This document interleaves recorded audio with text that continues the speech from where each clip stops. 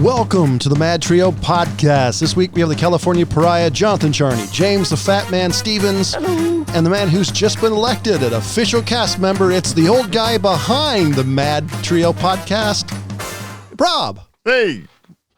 We took a vote? Yep. Yeah.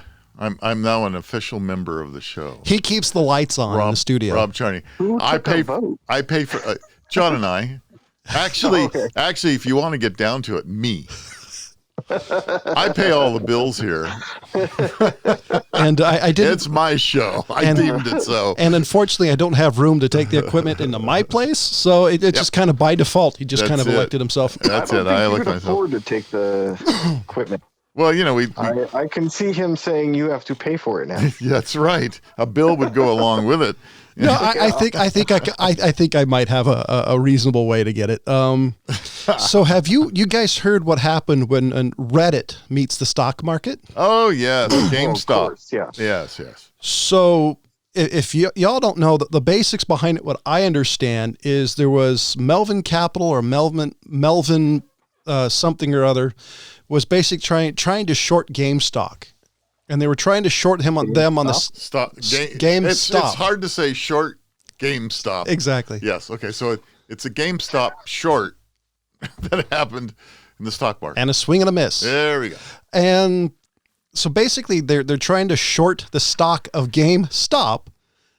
There you go. And Redditors found out in this, it's like r/Wall Street Bets, r/Wall Street Bets, and have basically inflated the price of Wall Street so much that apparently this capital or this whatever, Melvin something, lost like 54% of its money, according to the article I read. Just absolutely nuked them. And apparently the way shorting stock works is they borrow a stock and they wait for it to drop, then they sell it back. So basically if they get it for $10, sell it for $5, they keep the $5.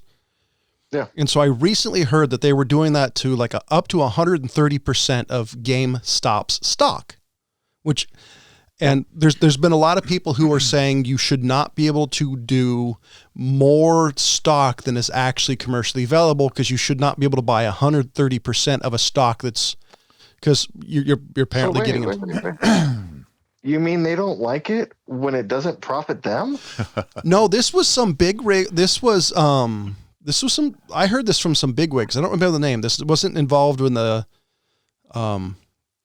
wasn't people in Melvin, but yeah, the I forgot, they're Melvin something or other. I wish I actually remembered their name. We could look it up. We do have internet here. You know, I just gotta say that it's not a new tactic that they did.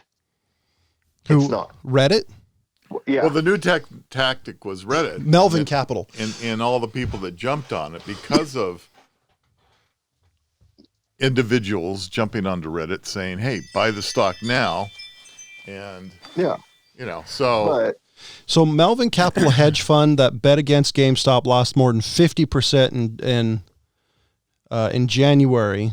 And I forgot what let's see, was it so apparently it bring a total of this year, its revenue to 1,625% of the stock on Friday. Jeez. So as recently as October, it traded under $10, and now it's at $325 as recently on this Friday. So basically, and the other way apparently that the Melvin Capital lost money is what these funds will do. They'll just start buying more of the stock, and they're trying to raise it because eventually it's going to fall and they'll benefit from it. And so their algorithms or whatever kept buying, thinking who's ever doing this is going to stop. And Reddit literally just put a middle finger in the air, and on this Wall Street Bets, apparently now it's getting flooded by bots, they all said, hold the line. And they're doing this just to prove a point, and it's causing a lot of people to get worried. I believe I read an article from this Melvin Capital that was saying, look, here's the reality is their stock isn't worth what you guys are driving the price up to. No, it's really not. You add the buildings or the properties that they have left, any assets that GameStop actually has, and it doesn't come anywhere near where the stock valuation is at. My response to that would be look at most Elon Musk's things. If you look at Tesla, there's been multiple people that telling you Tesla's not evaluated on what it's worth today, but what it's worth tomorrow. Now, I wouldn't say that's the case for GameStop, but also, yeah, it would have been last week. Yeah, but the other thing is there's two things you need to be afraid of on the internet: 4chan and Reddit. And if you got a bunch of Redditors that are going to tell you to fuck off, they're going to put you on the ground just for the lulz, realistically. And so I did hear something. I think it was a Democrat or I don't remember. I think it was somebody in Congress basically saying, no, we're going to have to put some limits into something. So they're basically saying we need to put some taxes on something regarding what the Melvin Capital was doing. There's a fear now that it's been the tactic that's been proven that foreign governments that want to crash economies of countries could use a similar doing a great job. Could use a similar tactic. Oh, 100%. And so there's the fear. They're looking at it and going, well, crap, if this could really happen to one stock, what if a government got behind it and all of a sudden got all their people to, act as Reddit and start doing this, and we could have a real problem. Oh, 100%.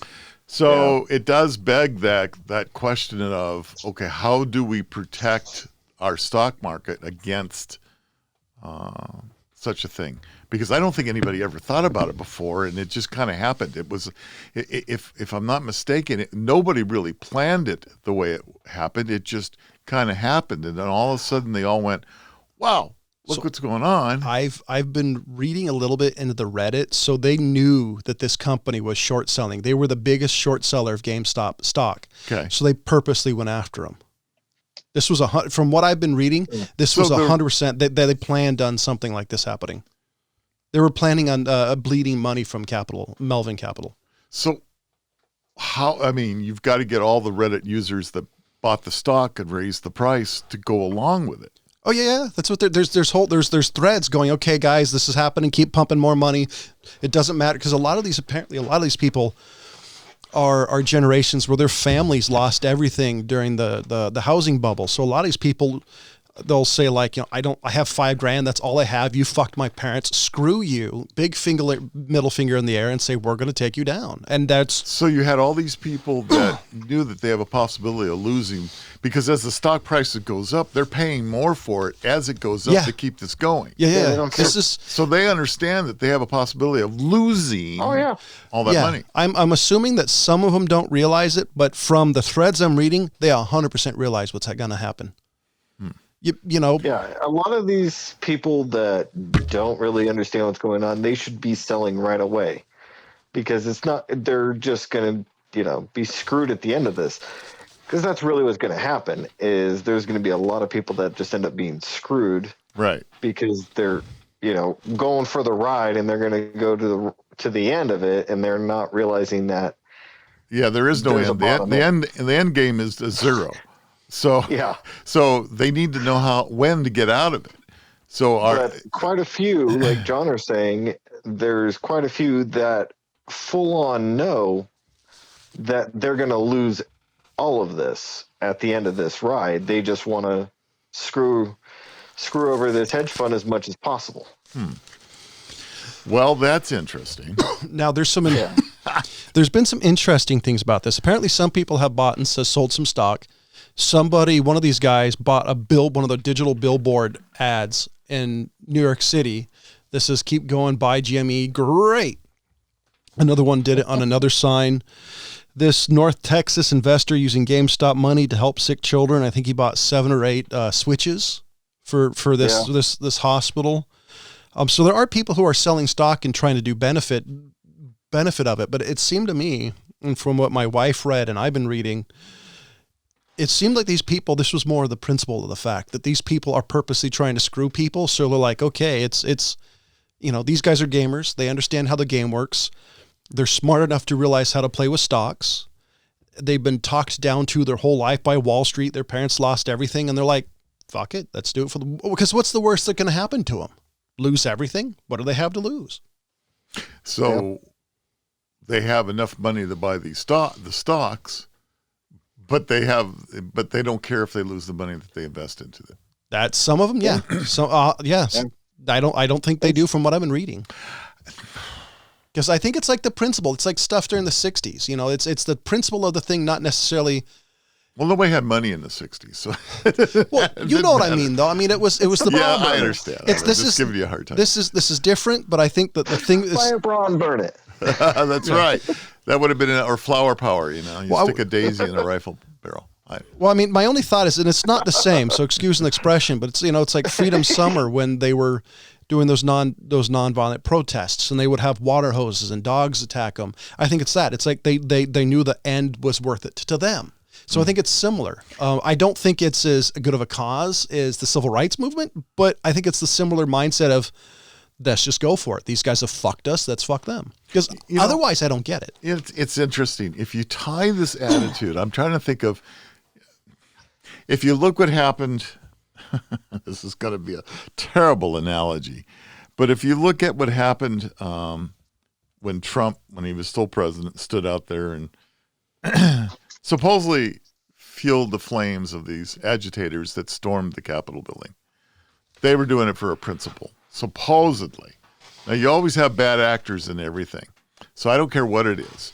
So my question to you is on these Reddit people that started this stuff, how are they not profiteering from what they've started? Some people are profiteering. Some people obviously had an idea of what's happening because some people have cashed out. And I would like to believe, and I've been let down on several occasions, that the average people on Reddit are smarter than some of these QAnon and people who decided to, ransack one of the most heavily guarded places on the planet, minus the fact the day they did it. Yeah. Except for that day, you mean? Yeah. So I don't know. I mean, but somebody's profiteering from it. I mean, that's obvious, but I do think some of them are in for it for the motive. Because isn't that the case? There's always somebody who's profiteering for it. It's like when the Bolsheviks took over in Russia. It was, the masses thought it was a good idea, but some people knew how they were going to benefit from it. I mean, would be like that analogy? I'll be honest. In this one, if I was a part of it, I would have no qualms about just being in it for the profit for me. I would not give a crap about screwing these guys over. I would be like, okay, as soon as it hits a certain amount, I would sell and get the hell out. So because I fully know the consequences of messing around with this whole thing. So I know somebody who bought 34, but when the stock price was $34, bought a bunch of GameStop stock, thinking, okay, this is low, let's see what happened, and then they basically sold it at one point over advice from somebody else, and at one point they said they would have had enough for a down payment for a house if they hadn't sold it. That's what I'm saying. Well, I would have been thinking like that. What's interesting about looking at GameStop, sorry, James, looking at GameStop, their stock price. So it dropped. The stock prices today dropped 30.77% just today. Well, that was a market correction. I guarantee that's what it was. Okay, so I'm trying to find their monthly. Let me look at their monthly. It looks like the average stock price prior to this jump. It's like $34. Yeah, 35.44. Yeah, it was super low. The lowest it ever was on January 4th at $17.25. So it did hit a pretty big low a few weeks ago, but it came back. And that's why I think this is for the principle of the thing. I mean, obviously, some people how do you go from $17 to 325? Yeah, I mean, in when you have a bunch of really pissed off young people who have some money. Wow. This is why I tell people that there's two things you need to be careful with. This is Reddit and 4chan. I mean, right now, those are the two places that have a wide enough reach. How many of this do you think is actually government stimulus money? Oh, I guarantee you. I would not be surprised if most of it was. Interesting. So take your stimulus money and let's buy some stock. And now that we know that's going on with GameStop, if you can hit it right, you could have bought in right before the absolute high, which looks to be on January 27th. at $347.51 a share. And so how do you, you're holding stock in GameStop on December 31st at $18.84. And all of a sudden it jumps up to $347.51 to sell. So say to your broker, sell now, sell everything. Yeah. You know, I mean, it's too late to buy in. So, I mean, it's kind of like, geez. Okay. I got to interrupt. Now, this is something that I never thought I saw. So this is a Wall Street Journal, WSJ.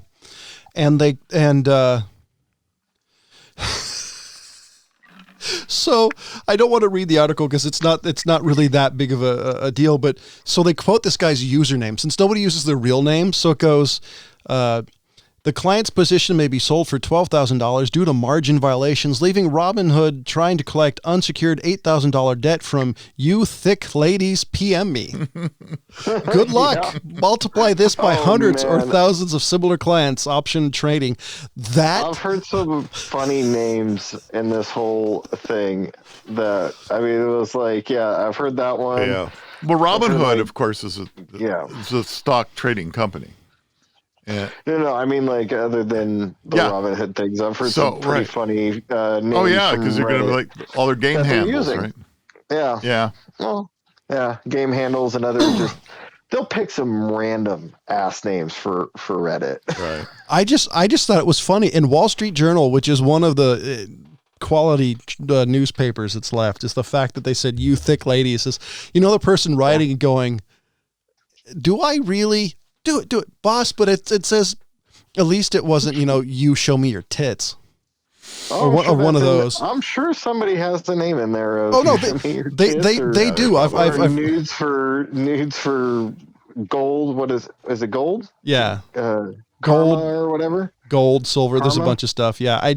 I just thought this. I thought this story was hilarious. I mean, realistically, it is a little worrisome. So what are we going to do now? Watch Reddit to see what the next thing they're going to jump on and AMC, tell your broker, buy. Yeah, AMC. Their AMC stock and other stocks are doing it. I do think they're going to have to figure out how to. What was that?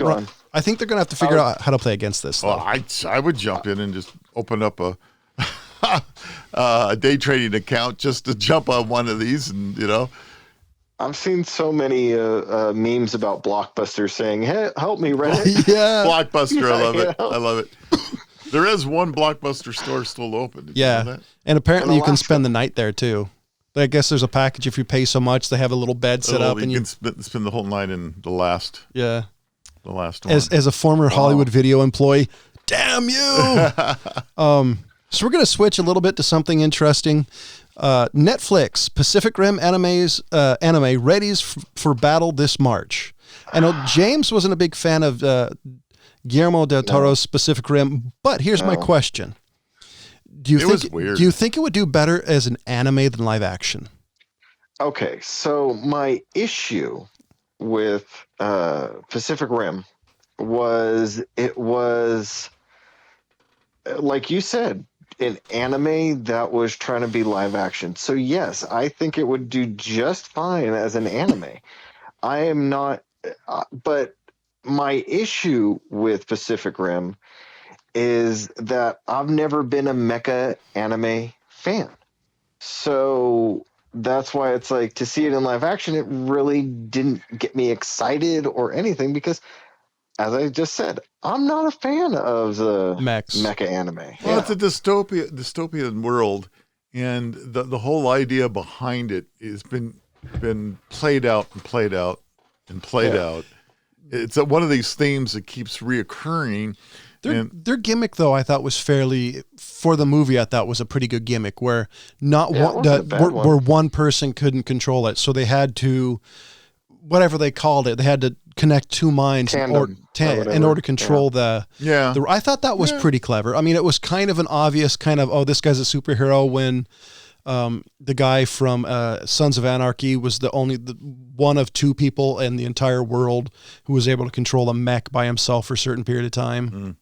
Yeah, I mean, being a science fiction fan, I tend to like these movies simply for some of the things that they do, some of the graphics they do, some of the, some of the way they do some of the stuff. But that was one of the movies where we all kind of walked out of, and I did buy it in the movie theater. Kind of walked out and went, has this not been done before? It's not like it was brand new idea behind it. It's a theme variation on a theme. But I thought it was fun. And in all honesty, my biggest problem with sci-fi now, especially the new Star Treks, they're too clean, they're too pretty. And that's starting to be an issue for me, is they don't have any dirtiness to them. There's no funk. Next Generation had it to some degree, and granted, this was the technology of the time. But there's so much CG. So what do you mean by funk? Are you talking about bad prosthetics that they stick on people? No, it's just it's grainy film because it runs through too often and picks up dust. Something similar, yeah. But everything's too CG. It's too clean. It's too perfect to me. And the other thing is Gene Roddenberry would hate the new Star Trek. Oh, I don't know. Well, I do, because he would still be being paid residuals. He'd be perfectly happy. Everything I've read about Gene Roddenberry has basically said that the Starfleet was supposed to be the ultimate ideal of man, instead of being this corrupt, crooked organization. Yeah, but I think it's more realistic being the corrupt, crooked organization than as utopian as Gene Roddenberry wanted to be. As I've said multiple times, the only thing I am interested in a new Star Trek storyline is the eugenics war. That is it. I don't care about anything else. I want to know about the eugenics wars. And that's it. I agree. And I actually can't get into, I've tried watching the new Star Treks. I think they're all awful. See, and I totally disagree with you. I love Discovery. I thought they did a hell of a job, and they've got some interesting spin-offs coming with it. We'll wait to see. I always got into a lot of people don't like it, but I was a fan of Deep Space Nine. I enjoyed that one. Oh yeah. But it's not a popular one. I still think the best captain is Picard. That was the one that Gene Roddenberry's son said that's the one that his dad would have absolutely despised and would have actively tried to get it off the air. I can see why, because they had Ferengis. Well, no, it was the fact that it was the war. I'll have to find the quote. Oh no, it was all the wars. The fact that there was the money. Yeah, the money too. Right, the money, and the whole thing was more based.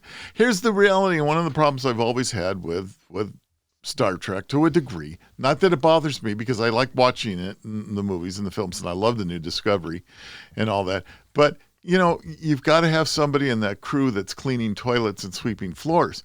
And so my whole idea about going to the Federation, and going to the Academy is so that I can clean toilets and sweep floors. You've got the people doing the grunt work, right? Yeah. And they're never talked about. You never hear about them. Well, they never did anything beyond the command deck. So one of the funniest things that came out of the Clerk series of all the Jay and Silent Bob ones was the whole conversation they had about the Death Star. And they brought up that there were independent contractors that were involved in building the Death Stars that got blown up by the rebels. Mm-hmm. And they were just innocent guys that were just trying to make a buck, trying to feed their families. Mm-hmm. And these little bastard rebels came and killed them. Yeah, okay. There was janitors. There were people that weren't hardcore, Sith lords. I love that. That were, I'm never going to feel bad for the independent contractors. He's got a point. He's got a damn point, I just, love it. I don't know. I just think I think movies are too clean, especially now when they say they're dystopian futures. They're all too pretty. They're all too clean. Take a look at the movie The Watchmen. That was the cleanest, prettiest post-apocalyptic future movie. And it just, I think I'm at the point where CG is starting to bug me because it looks too good. It's missing I don't know, je ne sais quoi. It's missing something that makes it fit to me in the universe. Granted, I'm a huge fan of 80s dystopian future movies, and they all have that graininess, the grittiness to it. And it's not the film, but it's something about it. So you want, and I just lost the name of the movie, Rutger Hauer and like Blade Runner. Blade Runner. You want the Blade Runner look? Is that what you're looking for? That had a real dirtiness to it, though. It had a prettiness to it. Rain and mold is all I saw in that movie. Oh, see, I loved that movie because I loved the look and the feel of the universe. No, I haven't seen the new one. I don't know how the new one looks. I haven't seen the new one. I don't know. It's just kind of what I miss. Everything's too pretty now. Okay. So here's an analogy. Here's an analogy for point. I got an analogy for you. All right. Okay, go ahead, Rob. And this is an old person's analogy. So all those old people out there and people with hearing deficiencies are going to understand what I'm talking about. Hey, hold on. So if this is an old guy thing, not knowing what it says, ladies and gentlemen, we here at Old Guy Tech TV and MadTrio podcast may or may not disagree with said statement. So please keep that in mind. Okay. And remember, anytime you argue with me, you're arguing with a senior citizen. So that's never stopped me before. So you got to speak up, John. All right, here we go. So here's an example. I'll turn up his monitors. We were at the audiologist's today, and my wife was getting a new set of hearing aids. And if you don't know about the new hearing aids today, everything is digital and Bluetooth connectivity, and it's unbelievable. So you can hook it up to your phone too? Oh yeah. Wow. Oh yeah, talk on your phone, everything. I mean, it is pretty amazing. So we were talking about, my wife happened to ask, well, how did you adjust these things before you had all this technology? What did he bring out? A Phillips screwdriver, right? So I said, so there's your analog versus your digital. It was a Phillips screwdriver. So you want the Phillips screwdrivers of movies. That's a very rough comparison. There's my analogy for the day to you. Well, I mean, no. See, I would say the difference is, you're taking a look like everything's plastic. That's like taking. So my guy was driving a hybrid. Yes. Okay, keep going. John, I drive diesel. Honestly, some of those European diesels get great gas mileage, but they can't take the diesel here because they're too polluting. Yeah, they have too much sulfur in their diesel. Right. So actually, I would totally do diesel. I'd do LP if it wasn't. Hey, I want ridiculous. a Tesla. That's going to be my next car. I would not mind a Tesla. So I had an interesting thing. Elon Musk came out today and said he admitted the fact that there's not enough electricity in the world if every car was electric. Mm-hmm. I had the same problem with corn, with using corn for fuel. Yeah, I have a big problem. I've always had a big problem with using food for fuel. I definitely think there's a real problem with that one. So the whole ideology is that, okay, so we're going to all go to electric, but don't everybody buy electric cars because there's not enough electricity to charge all the cars. I think I found a solution. I think a solution. No, I want you to think back to a Charlton Heston movie, Soylent Green Gas. Ah, there you go. Well, it may come to that if we keep going the way we're going. And the tagline could be a COVID chip. Here, have your bag of COVID chips. And the tagline could be recycling tomorrow. Sorry. Recycling tomorrow today. Yeah, that's perfect. That's right. Oh boy. So what do you think about the Ring product? Like the Ring cameras? I've got a couple. I have a couple. Police and fire department in the 48 United States are reportedly involved in Amazon's Ring program. If you have an Amazon Ring smart doorbell, there's something you should know. A growing number of fire and police departments are interested in your doorbell, or to be frank, in its camera, especially if they can help themselves in their investigation. In fact, there are now 2,014 departments in the program for every U.S. state except Montana and Wyoming. Yeah. So they want to use it for one investigations if there's a fire nearby. So basically, anytime something's fishy or somebody reports something, they want to take a look at it. They want access to it 24/7, and technically because it's not on your server. Right. It's not. It's all in their cloud. It's in Ring's cloud. Yeah. They don't have to ask you permission. All they have to do is go, Hey, Mr. Bezos, I need the camera footage from 1313 Mockingbird Lane. And they would open up the footage. They would hand it to you, and whatever, say if all your neighbors had that footage and they caught somebody doing something nefarious, like pooping on your yard, there'd be a bunch of footage of said principal pooping on your yard, and boom, I have issues with this person. Not the pooping, that's gross, but them accessing camera footage. Okay, but that just goes back to what did the user agreement Exactly that you clicked I accept say when you installed your product. And there's the problem with the ULIS, they're so large, nobody reads them. I don't know anybody, except for an attorney I know, that actually spends the time to really read them and understand what they're saying. On certain ones, I will read it because I want to know what I'm agreeing to, because there's certain amount of data that I will have to give this person if I use their software. So yes, I read it, not on all things. I got two issues. It just depends on what I'm using it for. I do want to add something else to this, just to further on the conversation. Police don't need a warrant to request the videos, and owners can decline to provide the Ring their footage.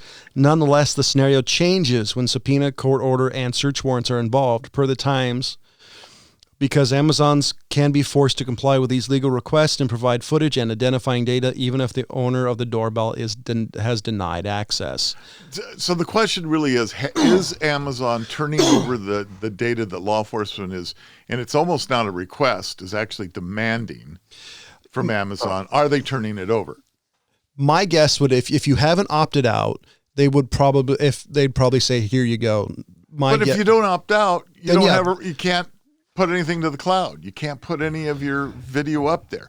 So James, I said I had two problems. One is, go ahead. Yeah. One is you literally have to almost have a law degree to understand the doublespeak that's in these users agreements. I mean, I look at it this way, and then I will read it, and then you'll skim it. You said you had two things, so finish. All right, you'll skim it before I. We all skim them. We might skim them, and you might look at a paragraph that looks interesting.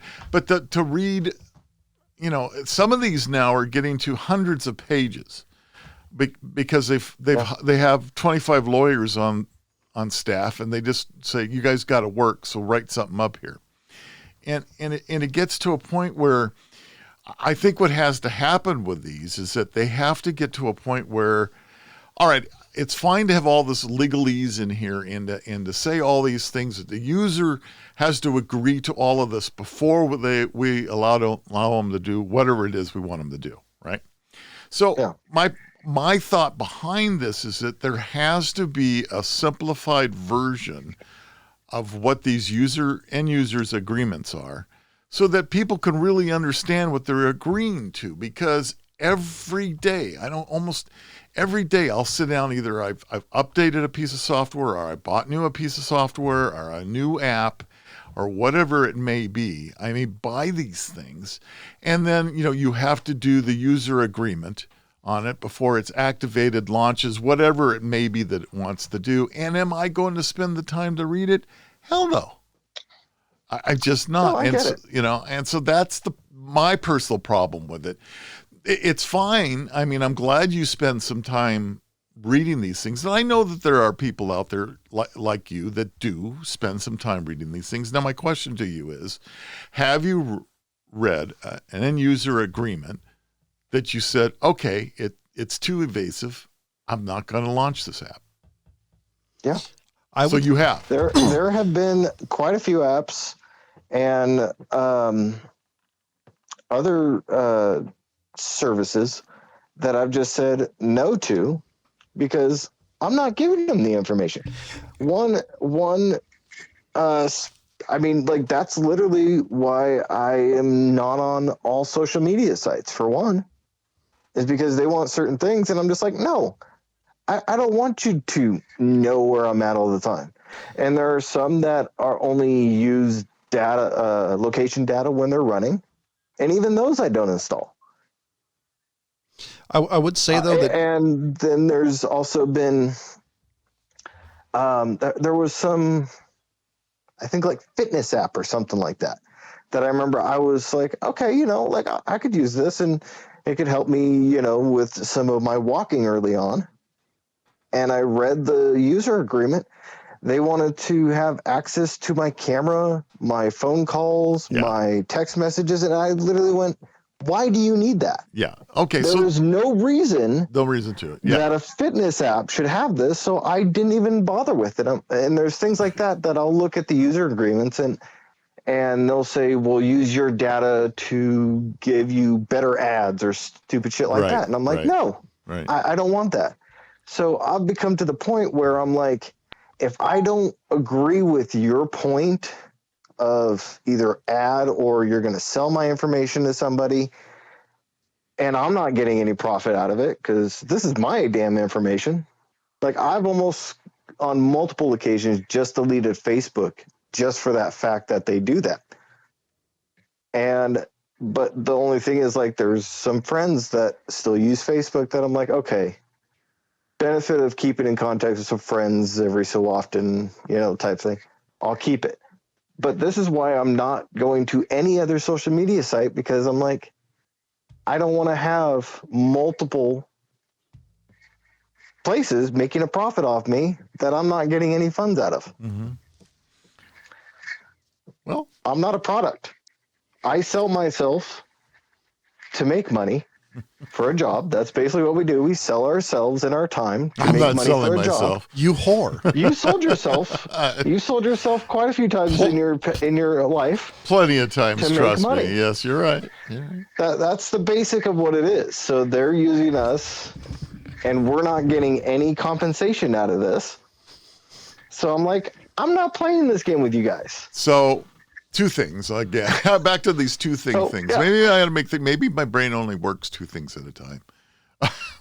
One is you and your dog have something similar. Yeah, me and my dog. My problem with it is my dog blinks. She forgets what she saw just a moment before. She's a lot like a goldfish. Furriest goldfish. You'd probably be on Windows 95 to this day. I would probably still be using Windows 95. Okay, yeah. so for one, you'd never be on any updated software. And two, the interesting thing is I don't use a computer anymore. Oh, okay, well there you go. There is that. Unfortunately, I have one, but I have to fix the hard drive, and I just haven't gotten around to it. There's those of us that have to use them on a daily basis, so it's a different story.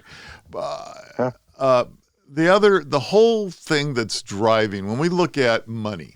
All right, and when we look at websites, and what's really killed this whole model, and I know it's going to sound really strange, but the fact is free, get this free, do this free, everything's free is what. Nothing is free. This is what's, yeah, but you see, you know that and I know that, but that's what, people get on the internet and they want everything free. So how am I going to pay for the electricity that runs that server? How am I going to pay for the internet connectivity? Right? If I'm a developer, or if I'm an ISP, as I was once, if I'm whatever it may be, how am I going to do this if everything's free?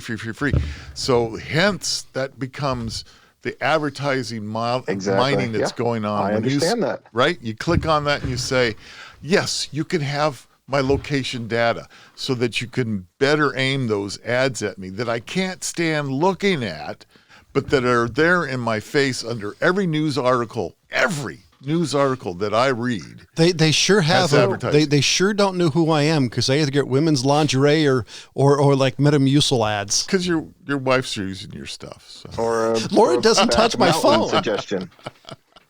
Anyway, or a Brokeback Mountain suggestion. Yeah, maybe we don't want to go there. Suggestion. Okay. So right. Hold on. Let's just back this up. So I completely understand where you're coming from, and actually, you'll find this interesting. I had this conversation with my son today.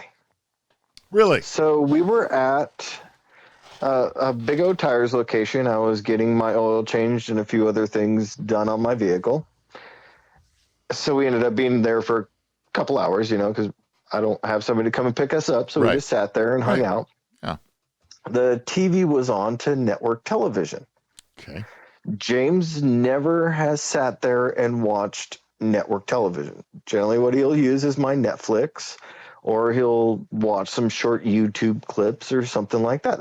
That's his exposure to television. Okay.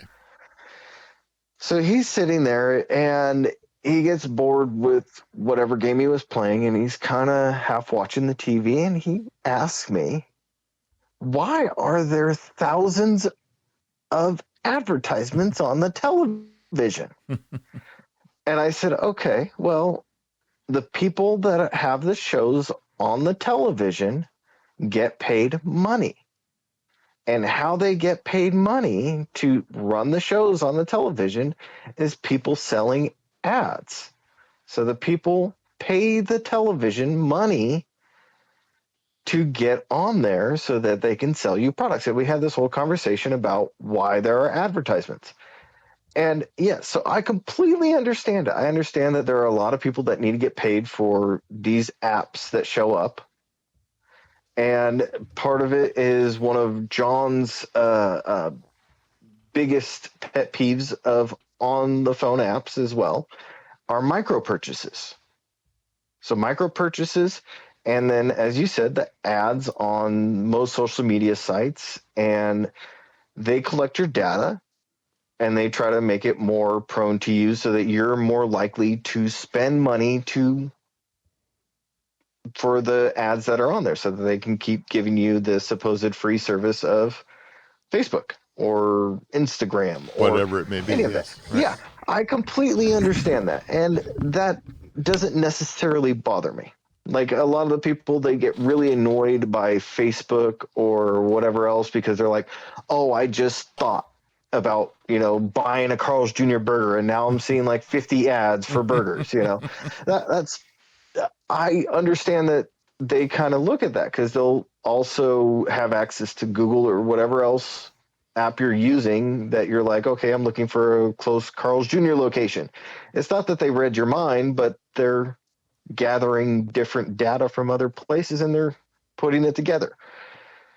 So, I mean, yeah, I've actually made a few purchases based on ads that have popped up on Facebook.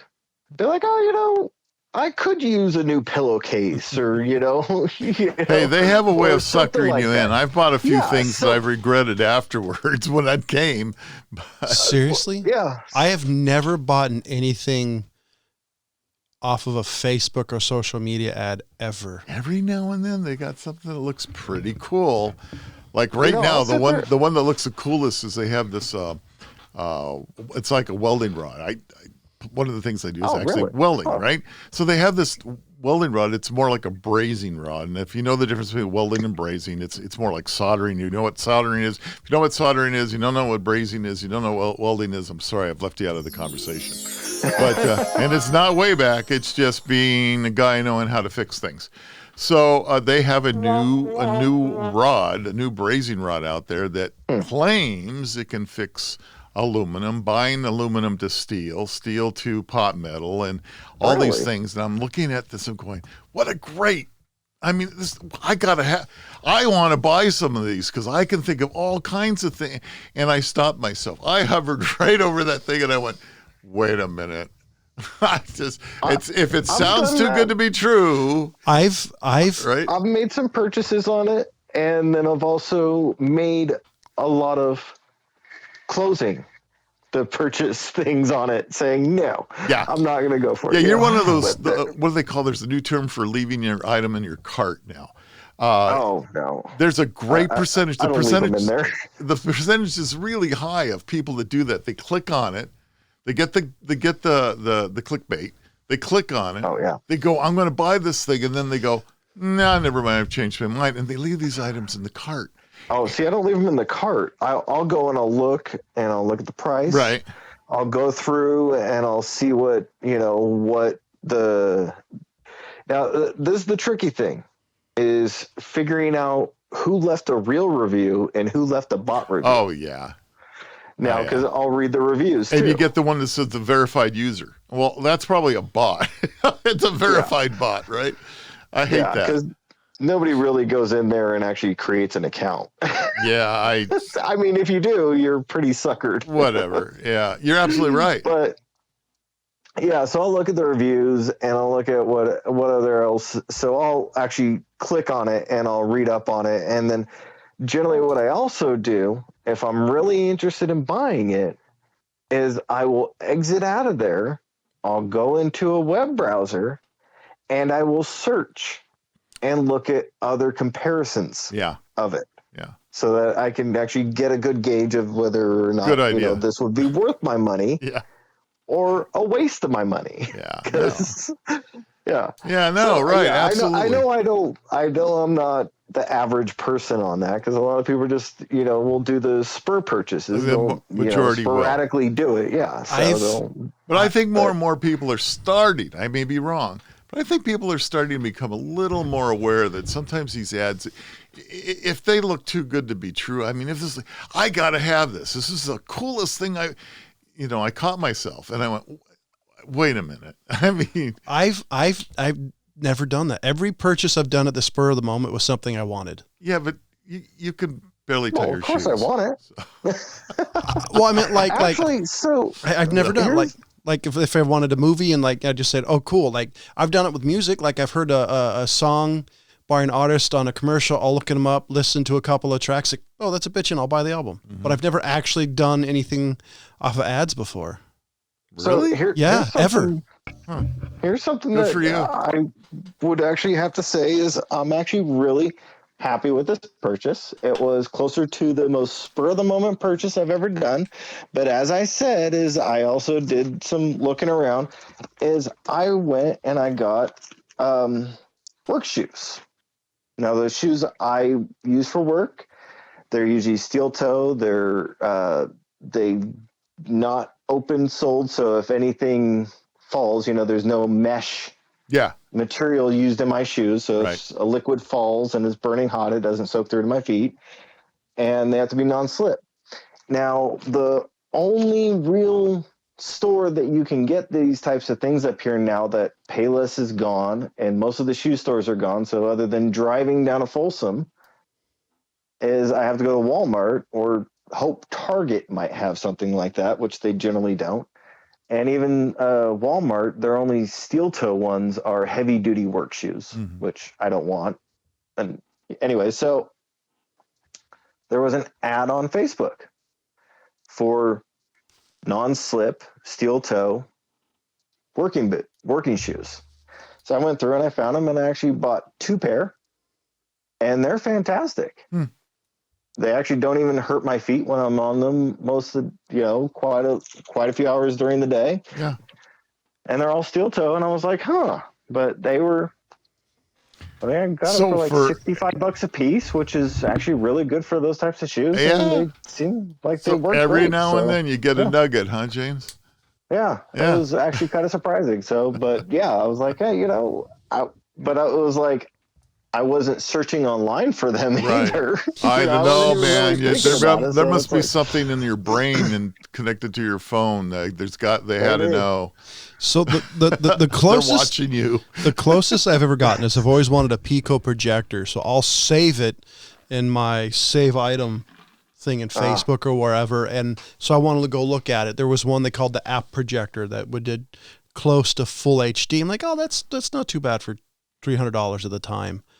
And so, no, I don't think I've ever done it. There's been a couple items I want to get at Wish because it's like $5 for an item it's going to be crap, but it sounds fun. Off Wish.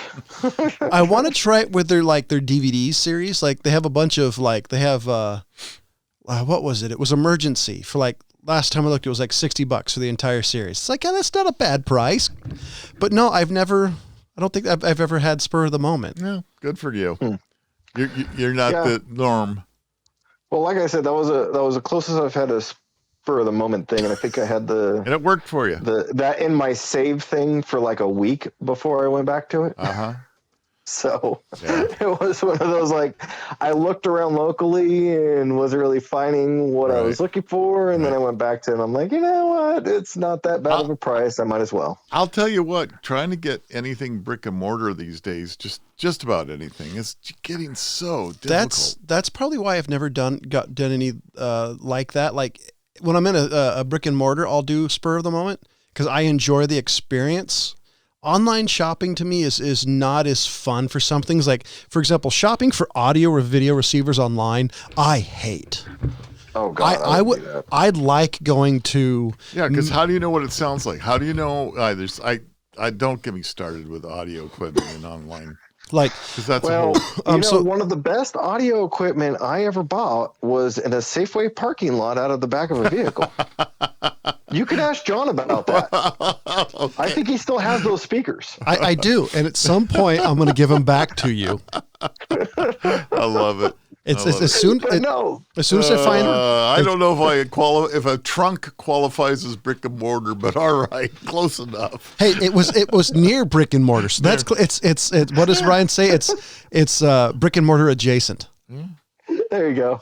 I think we've all gotten that kind of deal every now. Those speakers are really good, and they've been around. How long have we had those? I think 15 years. You bought them. I think 20 years. I think you bought them right after you came back up. Within a couple of years of that.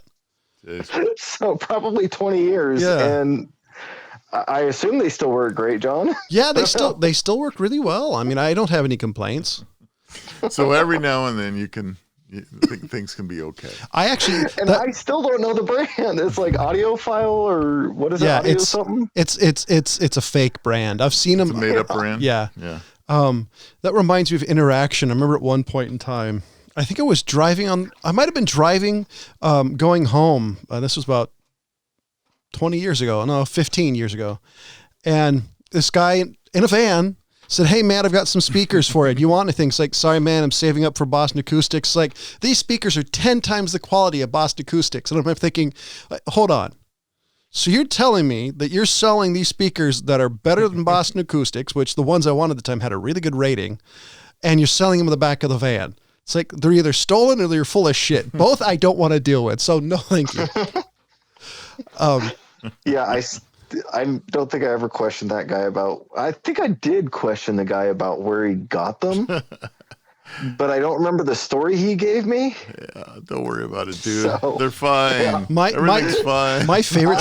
I'm sure it's past the statute of limitations. Not a problem. By There's now. no serial numbers on them anywhere. No, there's serial numbers. I'm almost positive.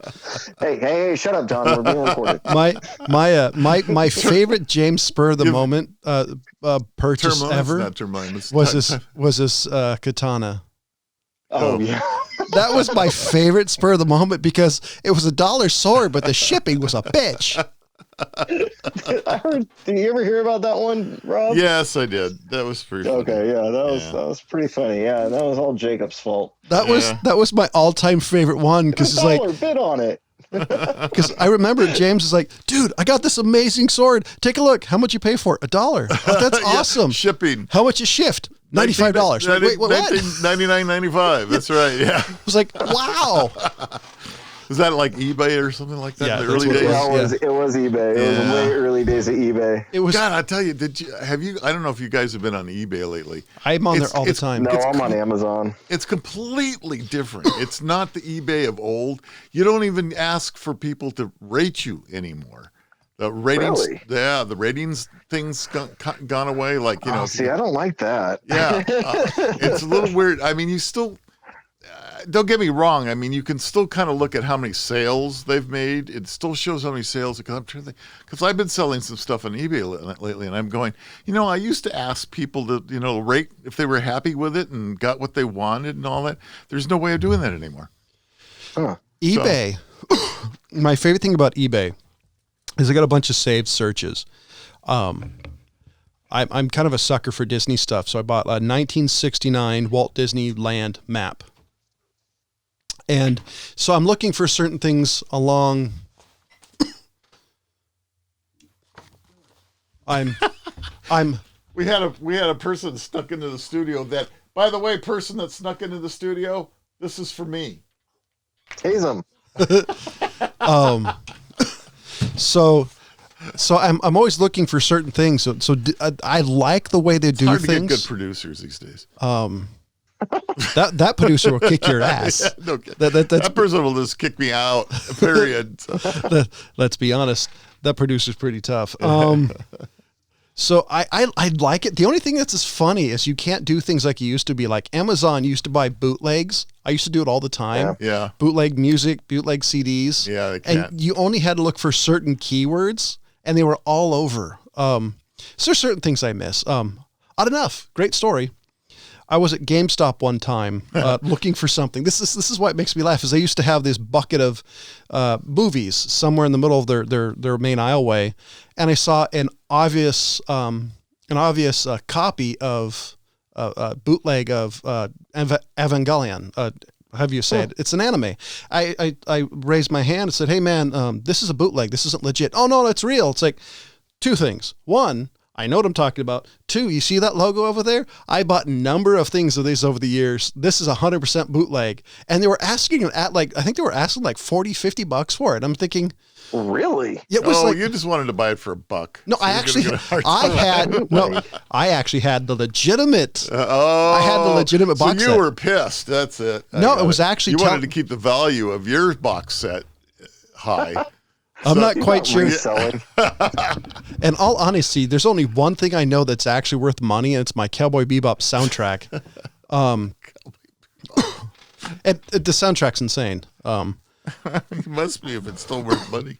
Yeah, it's worth it's gone up and down. At the peak, it was worth nearly $100. Are you watching it like GameStop stock? Is that what you're doing? Well, no. What happened? Hey, it's up to $100 today. What happened is I bought it for like $30 back in the day, and every once in a while I'll run into somebody saying, "Dude, I bought this for $60." It's like, what? So I'll look it up in a couple places and I just watch the price, just because I'm always amused by the fact that.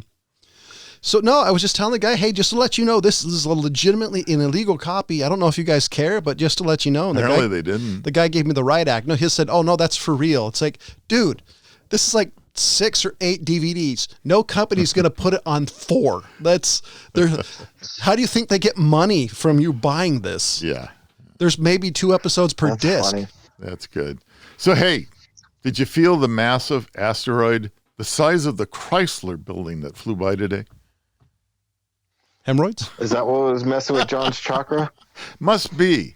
A space rock dubbed 2016 CL-136 made its closest approach to our planet at 5:26 p.m. today. Just wondered if anybody felt it. I don't even know why it's newsworthy for astronomers and people like me that like to look at the geeky stuff. But Did they say how close it passed? Yeah, they did. Let's see. First of all, so people get the idea of the size. It's even hard to determine exact size. It was between 460 feet and 1,000 feet, basically, in size. So they're trying to say it's anywhere between the Eiffel Tower and the Crystler building size. All right, so That's Okay. all right. Big. I think what got it That's is wacky. It's traveling at about 40,000 miles per hour, so it's zizzing by pretty fast. From billions and billions of light years away. For those of you, it's like 20 times faster than a rifle bullet. Which rifle bullet, I couldn't tell you, but that's what they say. Not a 50 cal. 55 times faster than the speed of sound. How's that? That Okay. works even better. All right. People could understand There you go. that one, right? So let's see. What did they say? It flew by... Oh, okay. It was 1.6 million miles from our planet. Oh. So how close is the moon from? So you could spit on it. Yeah, I thought that was kind of interesting. What's considered close passing by? That's a doggone question. So what's I would happened? think if we were to be worried about it, it would cause a gravitational disturbance. So That's when I would be worried. what they dub when they look for these rocks, yeah, I would be too. Gravitational disturbance. I think I had that one night when I drank too much. I would say that most of the time in astronomy we look at it that anything that's between the sun and Earth. anything All right. anything All right. between the sun and Earth? Yeah. So anything that's flying between the sun and Earth, they kind of, they go, okay, that's close, that's not close. So It's- Mercury, Venus. Well, planets don't count. They're not going to go anywhere. But, you know, the biggest worry for most of it is that anything coming out of the sun view in orbit with the sun that's coming out that we just don't see until it's like, boom, there it is between the sun and Earth. And it's like, okay, we only have so long to react to whatever it may be. Now, there is some kind of plans, and the military is not discussing with us, or is our government, maybe our current government, well, I don't know. Are we going to do the Armageddon type I mean, what are you going to do about it? So there is send up some crazy people to blow it up. I don't know. Yeah, maybe like that Bruce Willis Bruce Willis movie where you had to go get the mining team up there, right? Is that the No, they're oil drillers. Oil drillers, wildcatters, right? Well, no, they were wildcatters. They were actually he had a platform. He had an oil. Wildcatting's different. No, that's just a matter of going out and getting your own land lease to go ahead and get the oil. This was in the middle of his was in the middle of the ocean. Oh, okay. All right. Well, whatever. Semantics, John. Whatever. I don't really care because none of that works. Because the only way we're going to be able to do anything is not going and blowing it up, because that's only going to make things worse. If it's in our orbit and it's coming to Earth and we go up there and we blow it up, instead of one big rock, now we have 50,000 big rocks coming at us. That's going to cause a problem. Don't just burn up in the atmosphere. Yeah. We just send Dwayne Johnson, and you have one rock meet a bigger rock. That's right. So no, literally they say about the only thing we could do is to land something on the rock and change its orbit. That's how we got hemorrhoids. Put the crickets on, because that's all you're going to get for Is that that one. how we got the other moon? Yeah. Our little mini moon? That's how we got Mini Moon. So that was fun. What a great way to wrap up the show.